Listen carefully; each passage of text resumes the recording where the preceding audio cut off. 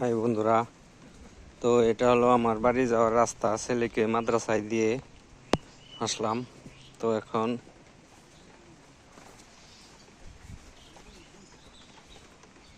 এখন বাড়ি যাইতাছি।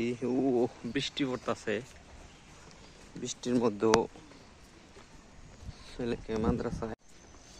তো দেখেন ভাই, এটা হলো আমাদের নদীর পার। ওই যে সামনে নদী, ও নদীতে ভাই ভরপুর পানি আছে। এই হলো গ্রামের রাস্তাঘাট। বৃষ্টি আসলে হাঁটা অনেক কষ্ট হয়ে যায়, পিছলে যায়, পাও স্লিপ কাটে, গাড়ি যেরকম স্লিপ কাটে, তো আমাদের পাও ওইভাবে স্লিপ কাটে। এগুলার কি বলে আপনারা জানেন কিনা জানি না। তো এগুলার আমরা ধুমসা বলি। ধুমসা, অনেক বড় বড় ধুমসা। ওয়াও,